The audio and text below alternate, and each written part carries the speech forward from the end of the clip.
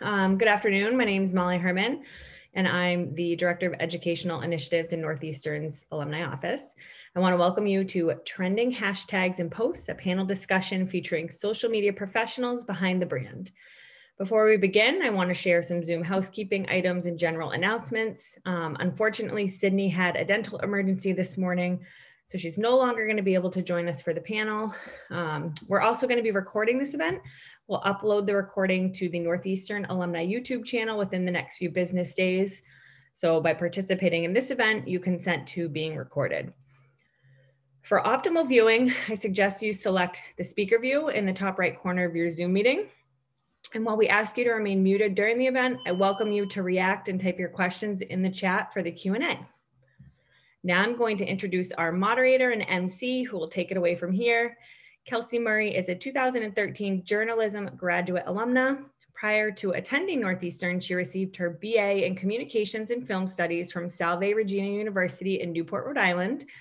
Kelsey is a digital and social media maven who helps mission-driven brands build relationships with their audiences. As a non-linear content creator, Kelsey's specialty is launching purpose-led narratives and consumer engagement programs. In 2014, she relocated from Boston to New York City, where she's led social strategy and influencer marketing teams at Quistex Media, People Magazine, Thrive Global, and Northwestern Mutual.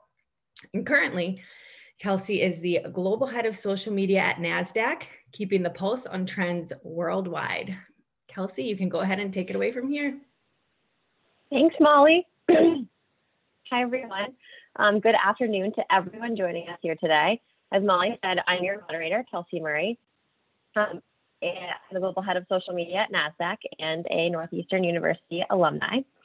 So today, behind a company's social media presence is a team of professionals crafting and posting the content that represents the corporate brand voice.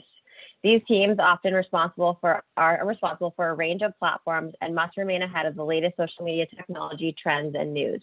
In an ever-changing digital landscape where staying relevant is more important and challenging than ever before, there's never a dull day in the life of a social media professional.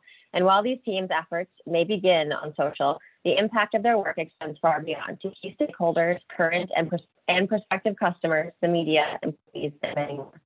For a relatively new marketing tool, social media has become one of the most important methods of communication between a brand and its consumer base and other target audience.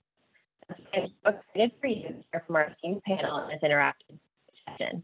It is my hope that you learn as well as share ideas on new ways of working, how you can leverage digital channels for listening as well as action, and how you can best prepare for what's next. So don't forget to submit your questions in the chat option.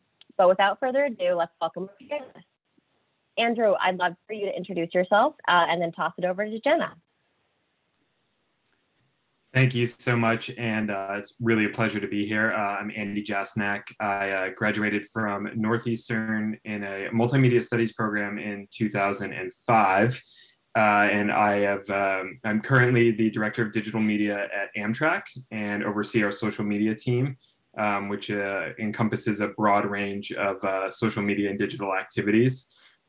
Previously, I have worked for clothing brand Vineyard Vines, my early days of social media, Capital One, and the Walt Disney Company and the Disney Parks and Resorts side. And so I, again, oversee all of our social media and social engagement activities at Amtrak currently. And I will give it over to Jenna. Thanks. Thanks, Andy. Hi, everyone. Jenna Ross here. I graduated from the College of Arts and Media Design in 2015 and have been working at Twitter for the past 5 years. I'm currently a senior manager of entertainment partnerships at the company, typically based in LA, but right now I was saying to the panelists before, I'm on the East Coast in Maryland with my family. But yeah, what I do is focus mostly on the TV vertical, kind of helping and counseling different entertainment talent, streaming services like a Netflix, a Hulu, et cetera, premium cable networks like an HBO or a Showtime on how to best use the platform, kind of sharing tips and tricks of new features, best practices, and allowing them to use their voice to best connect with their audience on the platform. So yeah, Kelsey, back to you. Thanks, Jenna. Thanks, Andy. So you have some pretty incredible backgrounds, both of you. I'm going to ask you both some questions that I'd love for you both to answer separately. The first one is, the coronavirus pandemic has impacted our lives, our jobs, our mental health, our economy, and nearly every corner of the globe. Given the difference in the brands you work at, what has been the biggest change or adaptation you've had to make in your current role or to your current strategy? Let's start with Jenna. Yeah. I mean, I just mentioned I'm normally based in LA, and like so many people, I've kind of relocated during the past year. For Twitter and for me working at Twitter, I mean, it was kind of one of the blessings because there aren't many. We used a ton of virtual meet software, even in all of the 5 years that I've been at the company. We used primarily like Google Meet, Google Hangouts. So the transition from in-person to virtual, that type of thing didn't change too much, which was nice. It wasn't too difficult of an adjustment. I will say though, a lot of my job, because I'm in an external facing role, it's a lot of in-person with talent, with different partners, walking them through on site at different events, junkets, et cetera. So losing that in-person ability to do my job, definitely, it was difficult to adjust. I will say though, over the past year, Twitter is such a place where people come to connect, and we've leaned into that even more heavily, just finding different ways to connect the talent we work with, connect the partners we work with, again, with their audiences through things like watch parties, kind of creating those communities and leaning heavily into it. So yeah, it's definitely been a change, but I feel like we've kind of taken it in stride and figured out new routes to go down that we can still do our jobs and do our jobs well and focus on some of those things like keeping people connected. Great points. It's been such an interesting time. I feel like I know so many people who have relocated like yourself, trying to figure out where it makes most sense to work from home. Andy, would love to hear from you. What sort of changed in this time for you?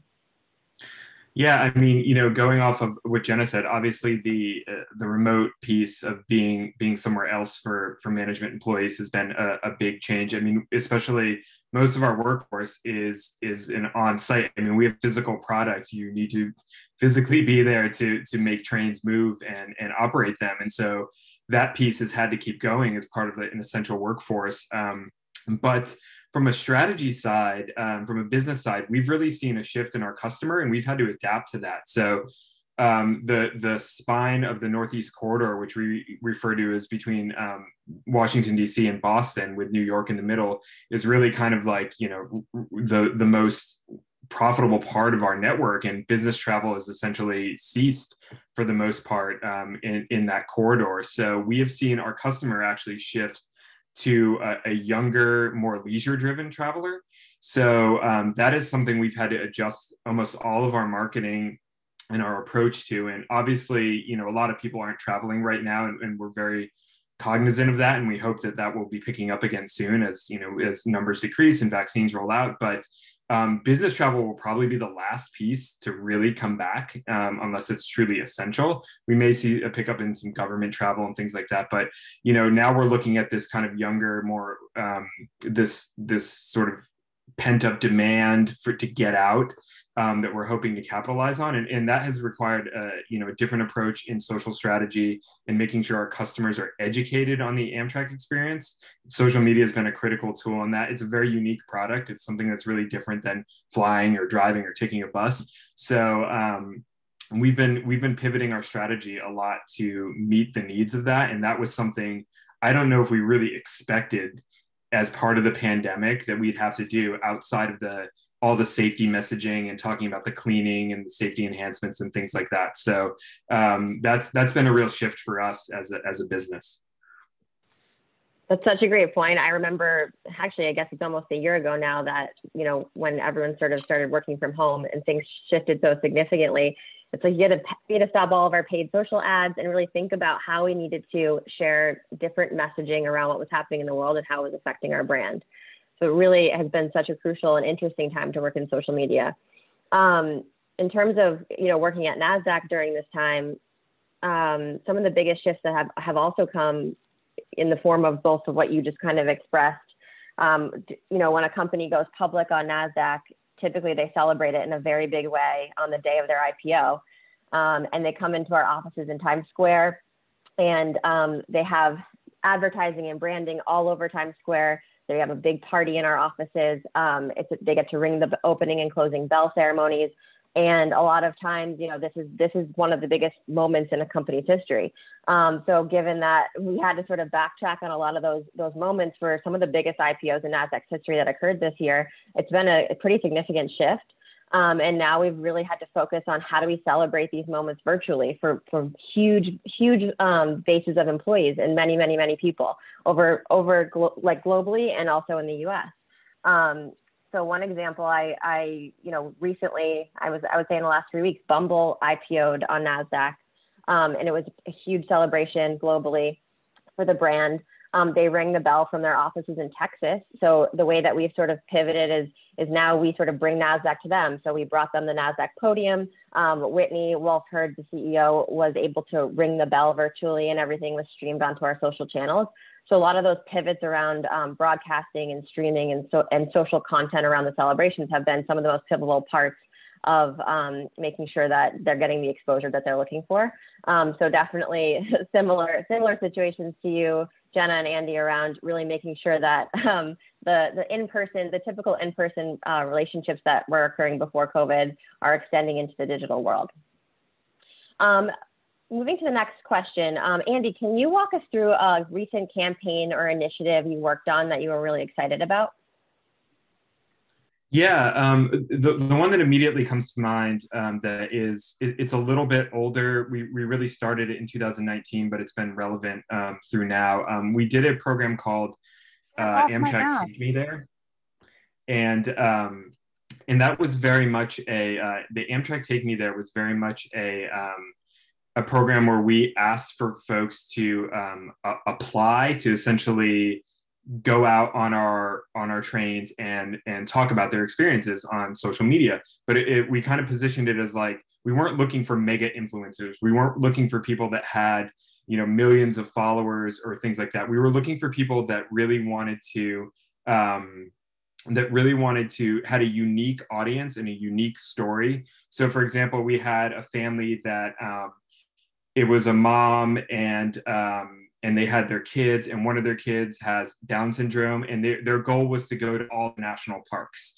And so like we serve a lot of the national parks on Amtrak. So they documented their experience that was, you know, going to all of these parks and taking the train to go to some of them to cross off their list. We had another woman who was a veteran who was in a wheelchair, and ADA accessibility was a really big thing for our trains. And she took our auto train between Orlando and DC and talked about, you know, the accessibility component of it. So just these really unique stories. We had 6 different people or families groups that went and did this, but we've been able to continue to leverage that content now as we, again, look to bring in new audiences to the brand. So that content has actually become really relevant now as we look for travel to recover and inspire and get these all these different groups and all these different people excited about being on the train.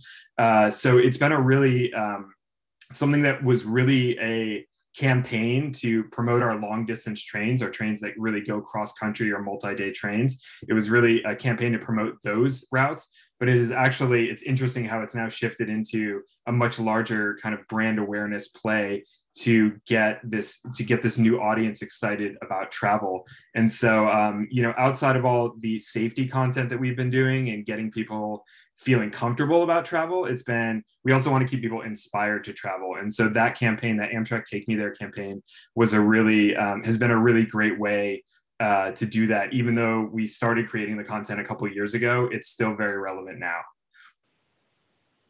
That's awesome. It sounds like you're sort of struggling with the challenge of like not overly promoting travel with also making sure that everyone's safe. So it sounds like it's been a challenge, but also you've created some impactful storytelling around it. So that's awesome. Jenna, can you tell us about a recent campaign or initiative you worked on? Yeah. I mean, first off, Andy, that sounds amazing. And I like need to check that out after. But yeah, I mentioned watch parties before. So for anyone who doesn't know what a watch party is, it's a term we coined, I want to say like March of last year, when we really started getting into the quarantining and the depth of the pandemic. It's basically a live tweet that's eventized. So live tweeting has been around for many, many years now, really kicked off with Scandal, the Shonda Rhimes show, that like was spearheaded by Kerry Washington, where the cast every Thursday would tweet along with the viewers as it aired on broadcast. What do we do now when everyone is binging, when everyone is watching things on streaming? You can be watching at all different times. We figured, okay, we can again eventize, set a time, set a place, send an invitation, if you will, for people to all watch and press play at the same time. So the first one I think I worked on was Little Fires Everywhere, the Hulu show last year, where Celeste Ng, the author, Liz Tiglar, the showrunner, Kerry Washington, Reese Witherspoon, and the younger cast as well, all at a specific time said, we're going to press play and watch episode 1, and we're going to tweet director's cut commentary, behind the scenes. What was really cool about that was also like they turned it into a premiere event because their actual physical premiere had just been canceled. So they dressed up, they did a semi-red carpet, and the fans really got to hear directly from that cast, which was really exciting.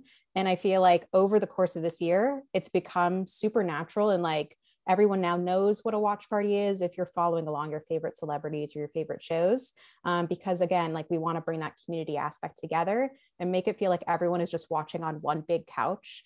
We like to joke that Twitter is kind of the world's biggest couch, at least in the word, like the entertainment world, because it's the place that you can go as that second screen where like, again, you could feel like you're sitting right next to Kerry Washington and Reese Witherspoon because they're sharing things that you wouldn't know. It's like a pop-up video style.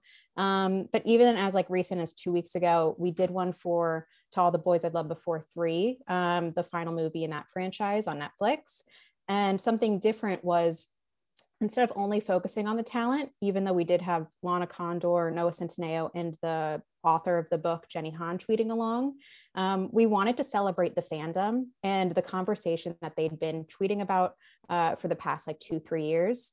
So we sent them like PR style boxes, which it was impressive that they knew what a PR box was. They were like, oh yeah, like Kim Kardashian style. But we worked with Netflix and packaged up some things from the movie, like cookies, face masks, like Korean face masks, different socks that really played into what you saw in the movie and allowed them to experience it again with each other as that fan community at home.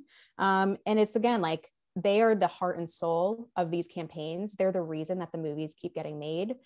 So to recognize that and bring them in and kind of invite them as the influencers or the talent, I think was really special and unique and went a long way. So if you watched 2 weeks ago on that Friday night, like it was all over the timeline and just a really fun time.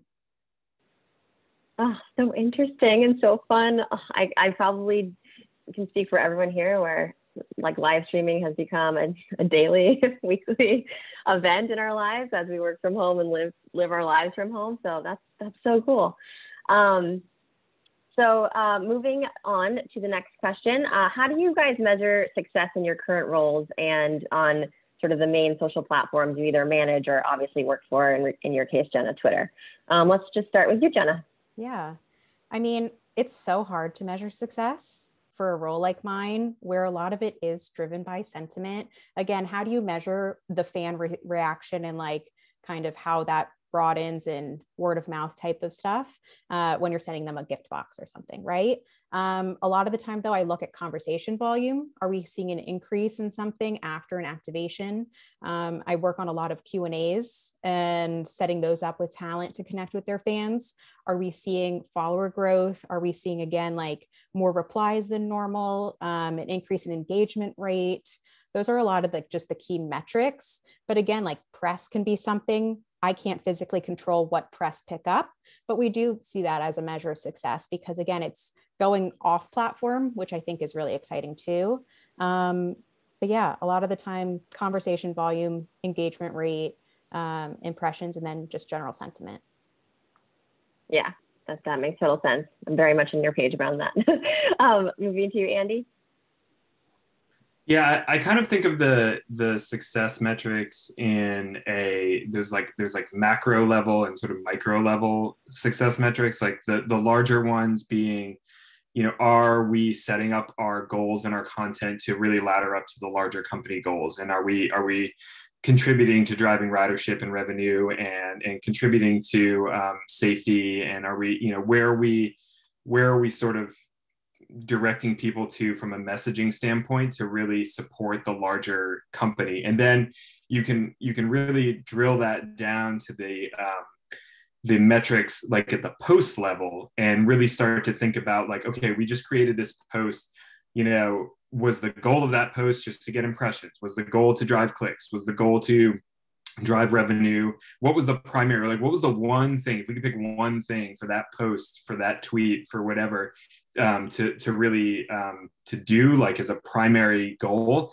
It may drive some of these other things secondary, but like, what did we really, what was the goal of that thing? Was it a video view, link click, whatever? And then kind of look at that and report back on that, that we can say, like, yes, this actually did what we wanted it to do, and it did it efficiently, and it did it in a way that was drove some positive sentiment, or looking at the comments or the sentiment behind that post. So I think that we can really look at it at the individual post level, all the way up to the larger goals of the company, and making sure that we're aligned with that before we go out, as we develop strategy and as we move forward into that content development phase.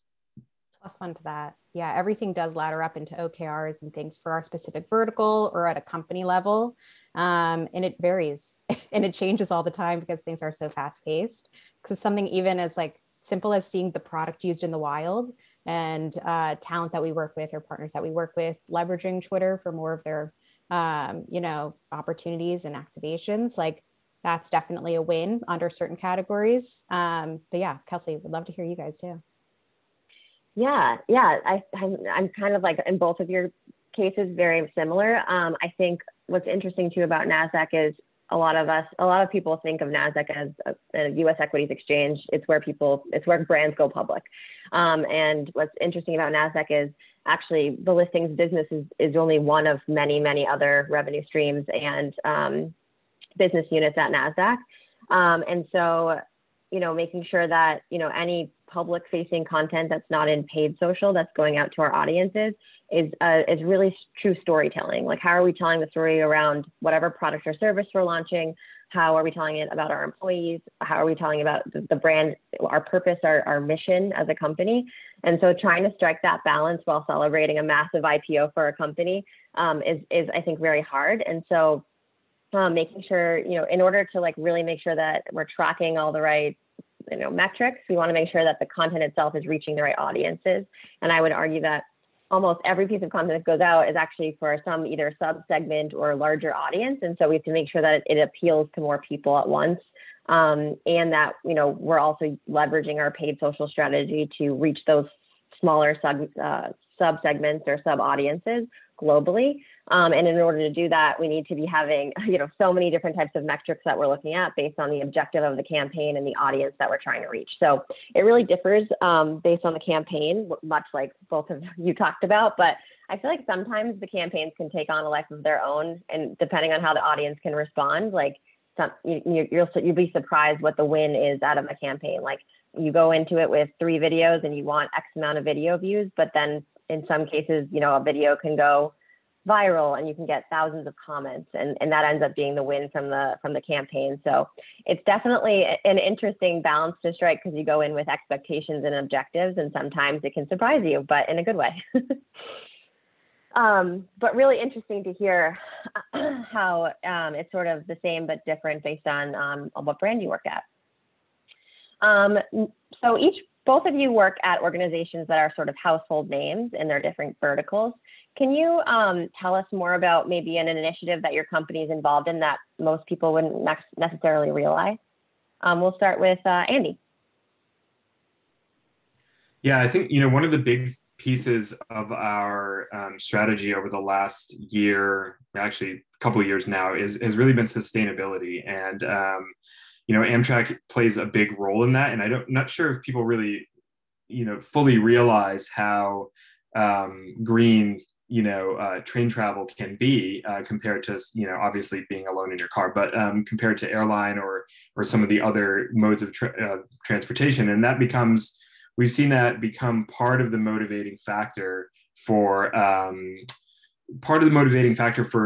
people, especially a younger generation, choosing the way that they want to travel.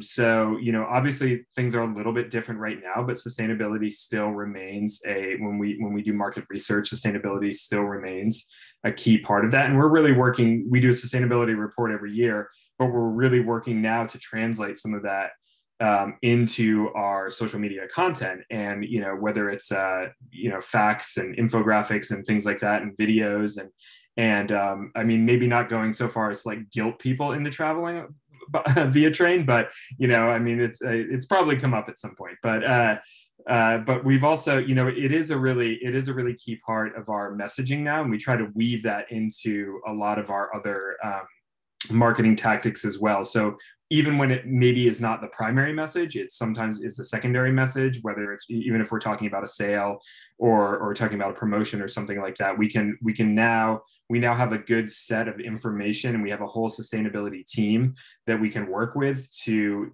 weave that messaging into a lot of our campaigns. And right now we're in our 50th anniversary year.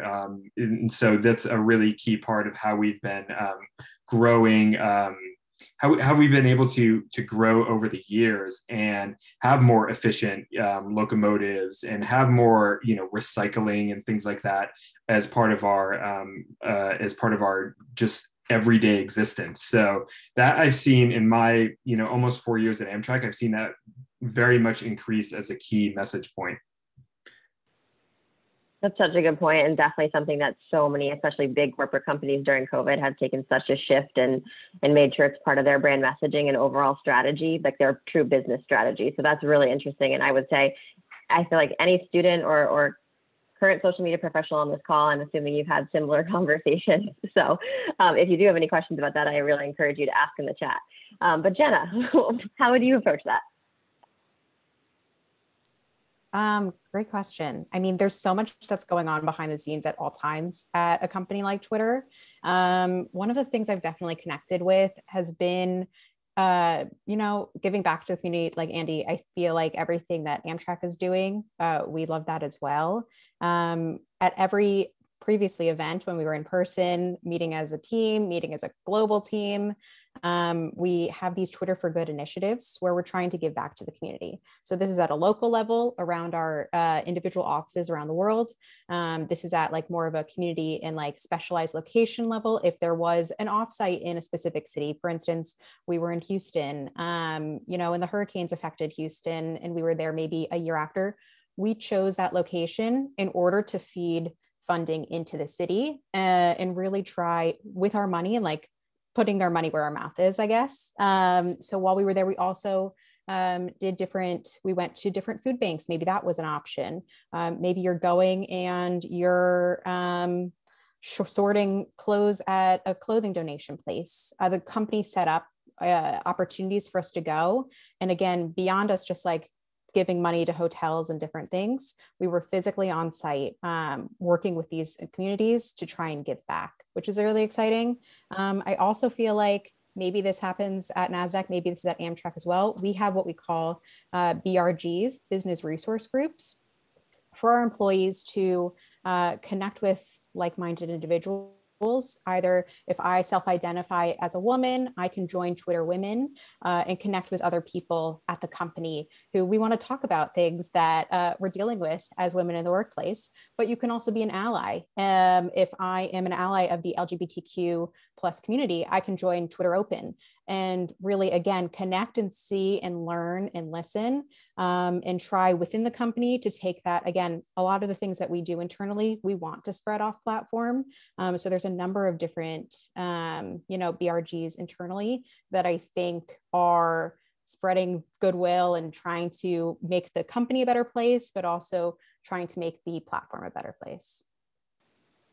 That's such a good point. I'm so glad you brought this up, because I feel like, I don't know about you guys, but when I was looking, to enter into the workforce, I had no idea that companies had these resources available for any professional. And so, some of my first corporate jobs, and including NASDAQ now, these employee resource groups, which they're different at every company, have been so pivotal because you're not only learning from, other colleagues, but really from people at all levels of the company. You're learning about different initiatives that they're running. You're learning all about, different verticals. You may work in social, but another person on that same employee resource group could work in finance. So you're really learning about, different aspects of the company, which only makes you a better employee. So I'm so glad you brought that up because it's such an interesting and nuanced, and sometimes I would say students don't always know that going into the workforce. At NASDAQ, for instance, we celebrate these employee resource groups on our social channels by highlighting the people and the professionals who are in them, and telling their stories. Why are they passionate about working at NASDAQ? Why do they love being a part of that community at NASDAQ, and how they're making a difference in the world and for other people? Yeah. So it's such an interesting, I'm glad you brought that up. We go off platform, on platform, I guess, too, where you can follow just as an average user, you can follow Twitter Women, you can follow Twitter for Good, you can follow Blackbirds, Twitter Asians, Twitter Open. There's so many, where again, like we're just trying to use the platform to spread awareness both internally and externally. I love that NASDAQ has it too. Yeah, so fun. I'm gonna throw a question in there from the group chat because I feel like I'm getting a lot of sense that there's a lot of students in here. And so can you guys briefly just tell me about how you got started in social? Like what would you recommend to a student looking to become a social media professional? And Andy, do you want to start? Yeah, it was interesting. I mean, when I started my career, social media certainly was not a thing, an avenue you'd be thinking about. Didn't really exist as a marketing tool. But I really started kind of in the content creation side, and then moved into the social media side of things. And I think for me, it's always been about regardless of the field specifically, has really just been about building these relationships with people that you and that you meet over time, and maintaining them. And I think really doing co-ops at Northeastern was just obviously like a really strong selling point of the university. But I mean, there's still people that I co-opt for that I remain in touch with and have helped me throughout my career. And I think just being able to maintain those relationships and really starting to find what you want in social, like try everything. If you can get into a certain area of marketing, even if it's just marketing as a whole, and starting to express your interest in social, there's a lot of different areas now. There's content creation, there's paid media and analytics, there's social listening, there's customer engagement, community management. I mean, it has grown so much that I think it's good to try all those things out when you get the opportunity to, and finding an organization that you can really carve your path through. And when I started working in social media, I did all those things. You were kind of like the Swiss Army knife. You had to do everything. You had to solve all the social media problems. You were all of those things at once. But now it's because it's such an important part of any brand or any company. You can really start to hone in what you like and which area you feel like aligns best with your skill set or your interests. And it may take a little while, but I think just starting to find an organization where you can start to think about marketing as a whole, because you're going to want to learn more than just social media when you're doing social media. You're going to want to learn about all the different other areas of the company. I think about it at Amtrak, our social media team supports like the entire company, from operations through advertising, corporate communications, the C-suite, the Amtrak police department. I mean, all these different areas funnel in. So I think just building those key relationships across your organization will eventually lead you into the path that you feel is best suited for you. Yeah. Absolutely. To jump in, I mean, I agree, Andy. The co-op was probably the biggest selling point of the university, and really taking advantage of those opportunities, whether it is local or whether it is in another city. I feel like the skills and the experience that you gain by doing those co-ops is invaluable. Throughout, I think I did 3 different sessions of co-op semesters trying to figure out, again, like what I did like, what I didn't like. I was a music industry major. I knew I wanted to be in some facet of entertainment since I was in high school. I know that's not always the case, but going in, I was like, oh, this is fantastic. I can, be connected to peers. I can learn from professionals.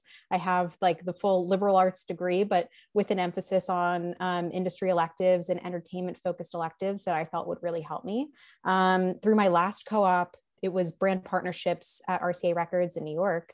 And I realized, oh, partnerships, like this is where it's at for me. I love this. I had been on Twitter since 2008. I always loved Twitter. So when the opportunity to kind of do partnerships at Twitter came up, I was like, this is me. I'll also say, like, staying in touch with people is invaluable. The people who sit next to you in class, you meet on these co-ops, they're your network. So I found out about the opportunity through someone who I was very close with at school, who saw and knew I wanted to move out to LA and flagged it to me. And had I not stayed in touch with her, or not really like had that relationship, I probably wouldn't have known. And 5 years later, I'm still at the company. So it's amazing to think that, again, like my experience at Northeastern, the people I met at Northeastern really led me to where I am, which is super exciting. That's awesome. Oh my gosh. And to be honest with you, I feel like that's part of getting any job in any industry, is absolutely keeping in touch with not only the people and the students that you meet at Northeastern, but any internship or any external opportunity that you're given. You never know how that person will potentially help you or how you could help that person moving forward. So that's such a good point. I'd also say to give Twitter especially a shout out. When I was looking for a role,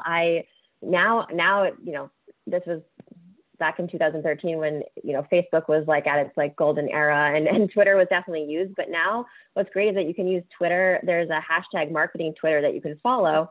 And there are so many cool marketing, people in all different types of marketing roles, audience development, social media, marketing, journalism, and they're all talking about marketing all day long. And some of them are really funny. They can just do tons of memes, tons of, they do lots of expertise. They even give advice to young professionals or 100%. Students looking to enter new jobs. So it's also such a great resource to just tap into your Twitter network and learn from others. I like to joke. I feel like Twitter is the new LinkedIn, because again, like shoot your shot, put it out there. I mean, like I'm all about manifesting through tweets. But seriously, like marketing Twitter is such like a tight-knit community, but they welcome people, and like you can connect with people who you may have not had the opportunity to without the platform. Whether it is, again, like a lot of what I do is with celebrities, it's giving that connection, but also like on just a more personal level of finding people in the industry. Even if you're not working in your dream job now, maybe you see someone on Twitter who is, and you can kind of politely like tap their brain and try and connect and like show them why maybe you're right, or try and learn from them. Yeah, absolutely. I want to be mindful of time, and we have a lot of really interesting and incredible questions in the chat. So Diana, I'd love for you to join us, and maybe we can answer some of those. Yeah, thank you, Kelsey. And thank you everybody for a lively chat. I'm going to start with a few questions that came in from the registration page. And first one is, what's your biggest challenge when discussing social media strategy, purpose, and goals with leadership?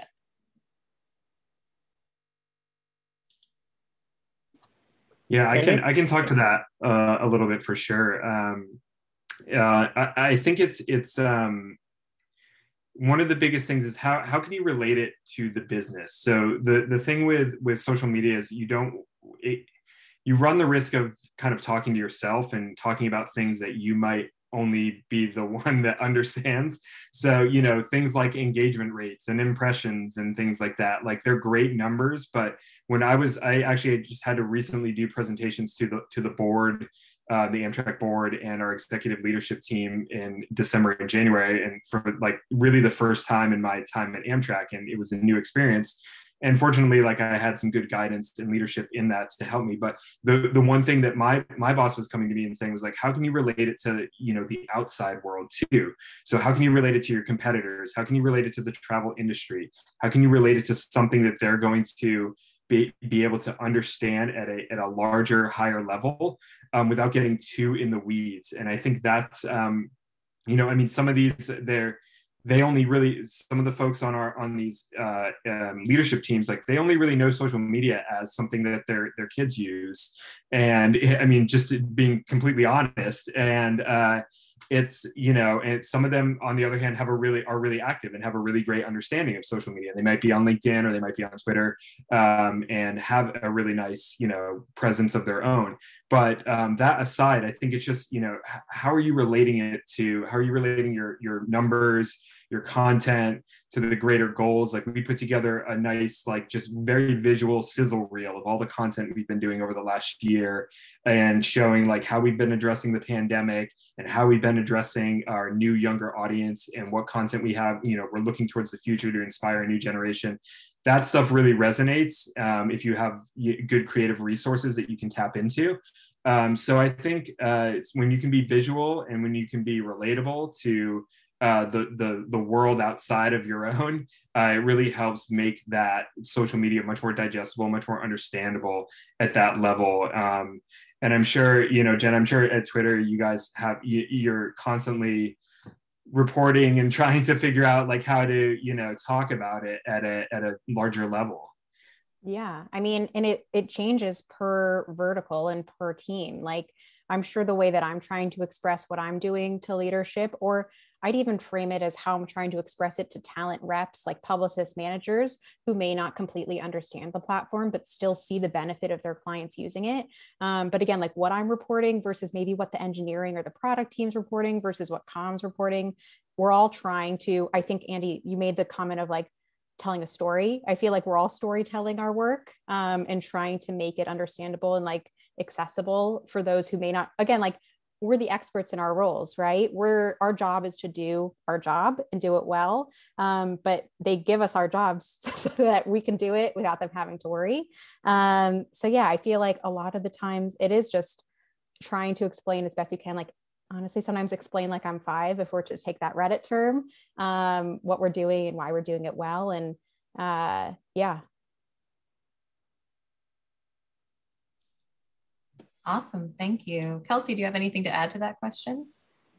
I echo both of their sentiments pretty significantly. I think the biggest challenge sometimes is when a new platform arises and your executives hear about it or see it in their feeds, and then they're like, why aren't we on Clubhouse? And I'm like, oh, if you want to hire me someone else, I can get on Clubhouse. So it's also maintaining expectations around why and where we show up as a brand. Because a lot of times when it comes to social, it's very like whatever is sexy or flashy at the moment is where we need to be. And it's actually like, that's not where our target audience necessarily is. So it doesn't always mean we need to be there. It definitely means we need to secure our our handle on the platform no matter what. But it doesn't mean we need to be starting to create a strategy for every new thing that comes up. Thank you. And that kind of ties into this next question. What is the fastest growing trend in social media marketing as of late? I feel like that will be different for all of us.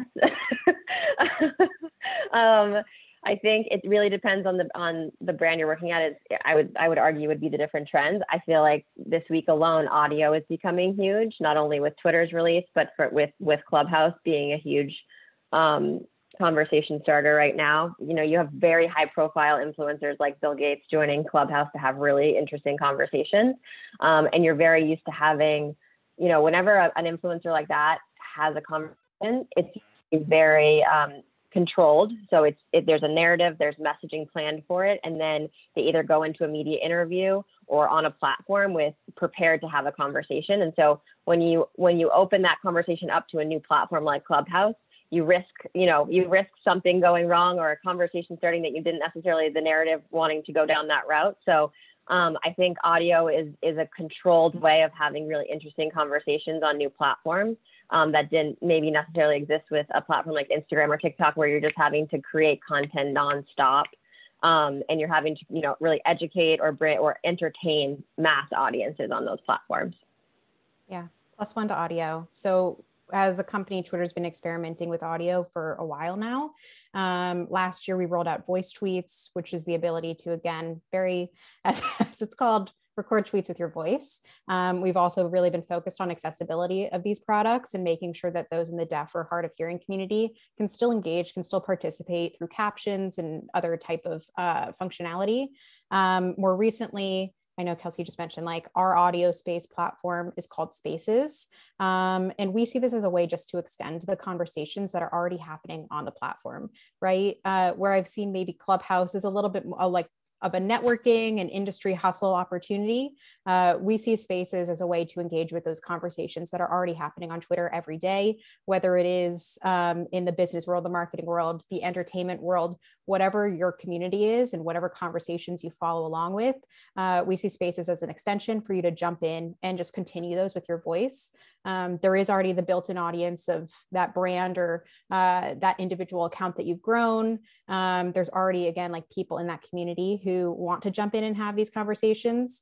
So we've been thinking about it of like, I'm going to mention watch parties again. If the whole cast is live tweeting, can we all jump into a space right after and talk about the highlights of the night? Can we have Q&As through Spaces? There was a fantastic one last night with Jim Cramer of Mad Money, who had a conversation with our CFO, Ned Siegel, and our head of product, Kayvon Beckpour, just about how he thought Spaces was going, how he thought like our analyst day was.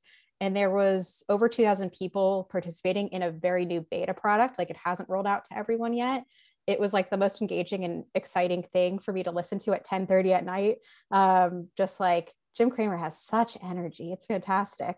But yeah, like, you can feel that sometimes in his tweets, but it personalizes it more in these spaces where, again, like, there's transcriptions or captions for those who need the additional accessibility. We're thinking of other ways and things to feature within it, but definitely expect more of those soon.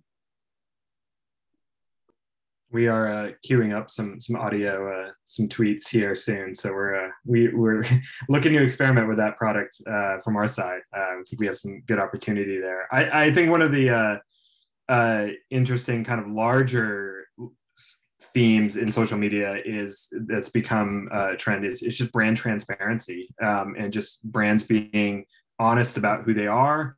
And where they stand on, whether it's social issues or, obviously that can be very polarizing for a brand, but I think audiences really are gravitating towards brands that they can align with from their personal lives and what they believe in.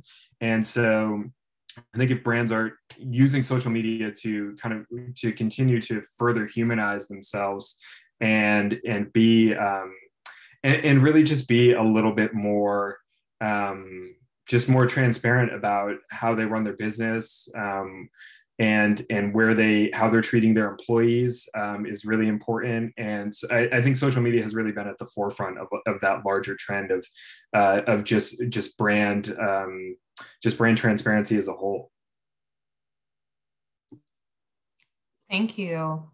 So then do you guys have any advice about moderating comments and discussions about kind of these social justice issues, your brand transparency, especially anything that's quote unquote controversial?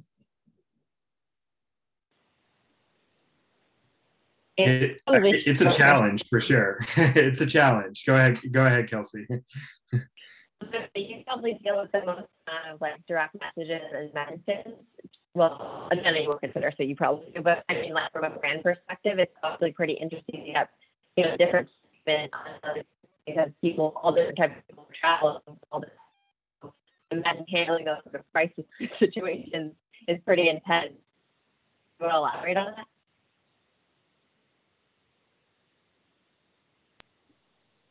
that? Sorry, I missed a little bit of that, Kelsey. Was that directed at me? I lost you for a little bit there.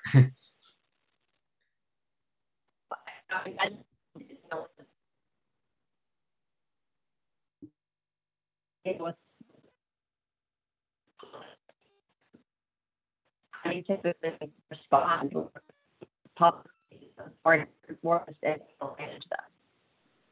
Sorry, Kelsey, I think your connection is gone. You were dialed in before, but we can't hear you on your Wi-Fi. So, Andy, if you want to move on and go ahead and answer.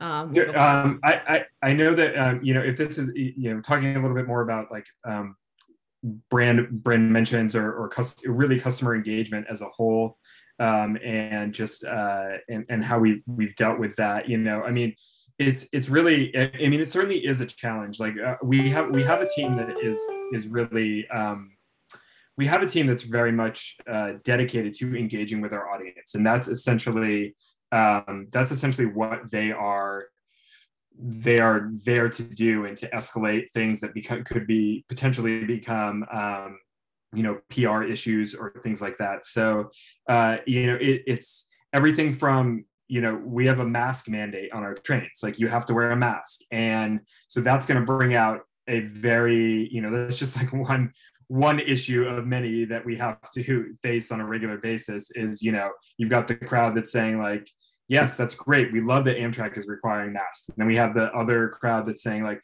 that's ridiculous, I'm never riding again until you get rid of that mandate. So it's like, well, now it's a federal law, but even before that, it's like it's challenging to sift through it.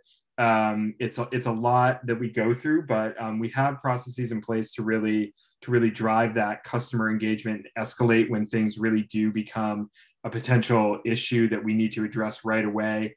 We've got trains running 24/7 all over the country. There's some experiences are great, some experiences, like any other brand, customers just have a bad experience, and we have set up a lot of processes in place to address those customers on social media. When I started 4 years ago, that just didn't exist. It just didn't exist on social. We were just wasting all these opportunities on social media to resolve customer service and resolve potential issues. And honestly, Twitter is probably our biggest forum for that. Facebook and Twitter, but really Twitter, because folks want to get public with their issues, and it's up to us. We're under a microscope to be addressing it, for better or for worse. So I like to think of it as a positive, where we can turn a negative into a positive. But I would say that Twitter is certainly it can be a volatile place at times for our brand, but I think overall we can, there's a lot of opportunity there as well. Yeah. I mean, I don't envy anyone who's in the driver's seat of any big brand account, or even, again, like I'm just tweeting for my personal, I don't oversee social or copy or anything like that. It's really a partnerships position. But I know as a company, we've also really been focused on health and safety for the past few years, and have recently introduced some different tools that users can take to proactively kind of allow or not allow who can respond back to their content, who can reply, who can be visible in the replies. So tools like conversation controls, where upfront you can set it so that anyone can reply, only people you follow can reply, or only people you tweet in the copy can reply, which if you don't tweet anyone, no one can respond directly back to that. We have author moderated replies, where you can hide under a different caret if there's replies that maybe don't feel relevant to the conversation, or you don't want them publicly visible under your tweet, and a number of other tools that, again, like our support team and the people on Twitter service are constantly trying to think what's going to make a healthier experience for our users, what's going to be a safer experience for our users, so that people can have those public conversations for whatever they want to talk about, whether there is a customer service thing, or they want to share a highlight of a sports game with other sports lovers. We want to make sure that anyone can join those. Sorry, can you hear me again? Yes. Okay. Go on with the questions. I apologize for the Wi-Fi issue. There's always someone, right? It's gonna be me today. Nice. So what's a mistake that you see other organizations make on social media that makes you cringe when you see it? I'm just gonna jump in. This isn't necessarily organization-wide, but I think sometimes people categorize social media as one thing, and it's not a one-size-fits-all for platforms. Again, I can really speak to Twitter, but one of my pet peeves is when people share Instagram links on Twitter. If you take the additional 30 seconds to natively post that media content on the platform, it's going to perform better. But a lot of the time people see an Instagram, send a Twitter, and they think that they're doing the right thing. And again, like that's an education thing and just working with people directly to make sure that they know like this is not a best practice. But think about it, like you don't want to be scrolling on your timeline and just see a bunch of people posting links. You want to see the content. So that is personally my like no. That is so easy to fix. But yeah, that's just on an individual level. I think that plays into a larger issue of a brand just taking one piece of content and putting it out on all their platforms without tailoring it for that piece of. So you have an @ tag in a Facebook post that doesn't link to anything, or like you said, an Instagram link and a Twitter, just for like efficiency's sake, but also just kind of ruins like the content experience. And certainly I'm sure that's reflected in, as you said, in engagement and all of that. So and I think that sometimes there's these like sort of viral like meme trends, and there's just sometimes a brand will just insert themselves into that where they just have no place, and it's like somebody meme? yeah it's like we didn't put Bernie sitting on an Amtrak train. We probably could have, but I guess we missed that one.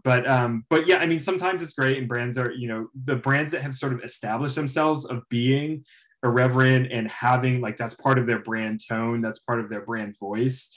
Like they can do that and get away with it, and it's fun and it's funny and it's like it's a good part of it. But then there's another. If you have no business being there, just let it exist. Have it, comment on it, like it, whatever, enjoy it, and then just move on. But I think that's always one of those things where it's like trying to make your brand viral, where you just don't really necessarily like belong as a brand. I would kind of go off of that. Can everyone hear me? Okay.